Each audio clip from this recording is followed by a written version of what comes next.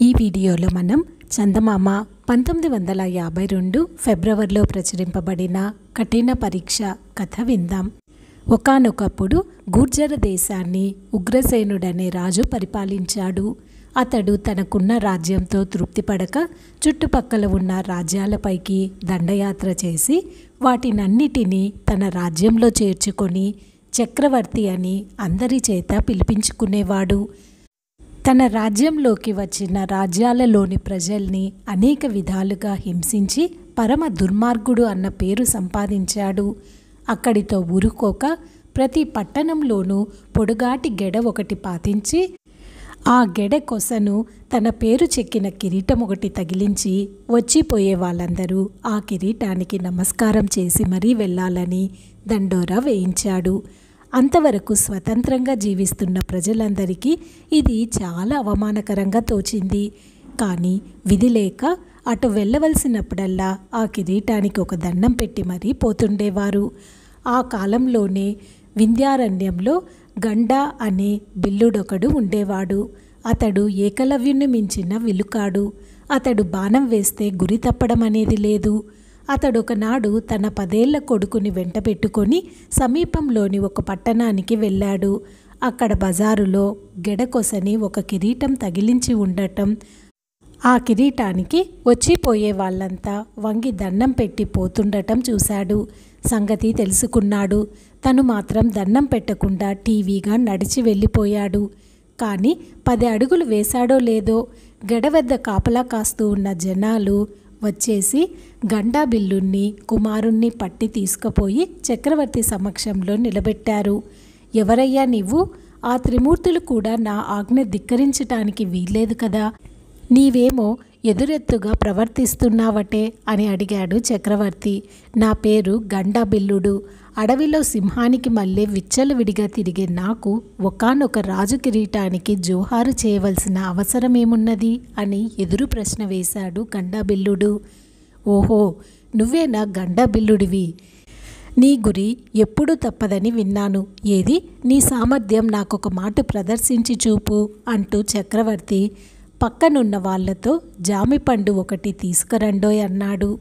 పండు తేవటంతోటే గండాబిల్లు పక్కనున్న వాడి కొడుకును తీసుకుపోయి ఎదురుగా ఆ చెట్టు కట్టేయండి, కట్టి ఆ జామిపండు కుర్రవాడి నెత్తిమీద నిలబెట్టండి అన్నాడు రాజు. అలా చేయటంతోనే ఉగ్రసేనుడు గండాబిల్లునితో నీ కుమారుని నెత్తిపై ఉన్న ఆ జామిపండును గురి చూసి బాణంతో కొట్టాలి. లక్ష్యం తప్పకుండా కొట్టగలిగితివా? నీవు చేసిన అపరాధాన్ని క్షమించి నిన్ను పిల్లవాణ్ణి కూడా వదిలేస్తాను అన్నాడు. ఆ మాటలు వినటంతోటే గండాబిల్లుడి గుండె జల్లుమంది. ఒళ్ళంతా చెమటలు పోసినాయి. కోపంతో పళ్ళు పటపటా కొరుకుతూ, రాజా, ఎంత క్రూరుడవు నువ్వు!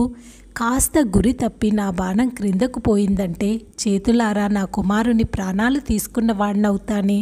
నా ప్రాణాలు పోయినా సరే నేనెందుకు ఒప్పుకోను అన్నాడు. రాజు వెకిలిగా నవ్వుతూ, నా ఆజ్ఞ నెరవేర్చుకుంటివా? నీకు మరణశిక్ష ఎలాగూ తప్పదు. అయితే నీ కళ్ళ ఎదుట నీ కుమారుణ్ణి చంపిన తరువాతనే ఆ పని తెలిసిందా అన్నాడు. నిశ్చేష్టుడయ్యాడు గండాబిల్లుడు. అతన్ని చూసి కుమారుడు, నాయనా, భయమెందుకు? నీ గురి ఎన్నడూ తప్పదు, బాణం వదులు అన్నాడు. ఆ మాటకు షబాష్ అని రాజే మెచ్చుకున్నాడు. గండాబిల్లుడు తన అమ్ముల పొదిలో నుండి పదునైన బాణం ఒకటి తీశాడు. దాని వాడి మొన వెండి రేకుల దగదగ మెరుస్తూ కన్నులకు మిరుగుట్లు గొలుపుతూ ఉన్నది. పరీక్షించి దాన్ని మొలలో దోపుకున్నాడు. పొదిలో నుంచి మరొక సామాన్యపు బాణాన్ని తీసి విల్లుకు తగిలించి కుమారుని నెత్తిపై నిలిచి ఉన్న జామ పండును గురి చేసి బాణం వదిలాడు. అది వెళ్ళి పండును ముక్కున కరుచుకొని ముందుకు వెళ్ళిపోయింది. అది చూసి ఉగ్రసేనుడు షబాష్ షబాష్ అంటూ చప్పట్లు చరిచాడు. తన కొలువులోని సొంత విల్లుకాళ్ళ వైపు ఎందుకు మీరు ఉన్నారన్నట్లు చూశాడు. అలాగా రాజు హేళన చేయటం వాళ్ళందరికీ చాలా అవమానకరంగా అనిపించింది. దేశాభిమానం వదులుకొని పొట్ట కోసం వీడి కొలువులో చేరినందుకు ఉత్త పుణ్యాన్ని ఇలా అవమానం చేస్తాడా అనుకున్నారు వాళ్ళంతా. మాట ప్రకారం చక్రవర్తి గండాబిల్లు కొడుకు కట్లు విప్పించి వాళ్ళిద్దరినీ యథేచ్ఛగా వెళ్ళిపోవచ్చన్నాడు. గండాపిల్లు వెళ్ళిపోయేటప్పుడైనా చక్రవర్తికి నమస్కారం చేయటం కానీ సెలవు తీసుకోవటం కానీ చేయలేదు. ఎంత టెక్కు వీడికి అనిపించింది చక్రవర్తికి. అయితే ఏమీ అనలేకపోయాడు. గండాబిల్లుడు తన దారిన వెళ్తూ ఉంటే అతని మొలలో ఉన్నవాడి బాణం మొన తలుక్కుమని మెరిసి చక్రవర్తి కంటపడింది. అబ్బి ఆగు, ఇందాకనే అడుగుదామనుకున్నాను. మొదట తీసిన ఆ బాణాన్ని పదును పరీక్షించి వాడకుండా మొలలో పెట్టేశావు దేనికి అని అడిగాడు రాజు. గండాబిల్లుడు దేనికా? ఒకవేళ నా బాణం గురి తప్పి నా కుమారుని ప్రాణం పోవటమే జరిగినాడు ఈ వాడి బాణం నీ గుండెలో దూసుకుపోయి ఉండేది అని నదురు బెదురు లేకుండా చెప్పాడు. ఉగ్రసేనుడు ఉగ్రుడై లేచి, ఏమన్నావు? నా ప్రాణాలు తీస్తావా అంటూ తన విలుకాళ్ళ వైపు తిరిగి, చూస్తారేం రాజద్రోహిని చూస్తూ అన్నాడు.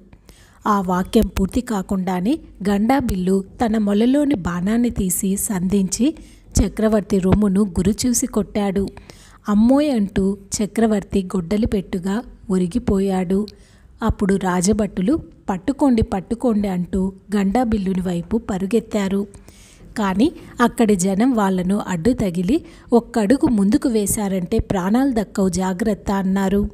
దానితో వాళ్ళు పలాయనం చిత్తగించారు.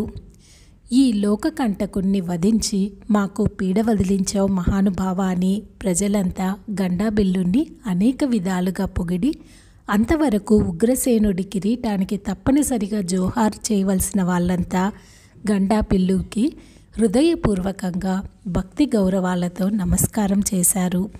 ఈ కథ ఇంతటితో సమాప్తం.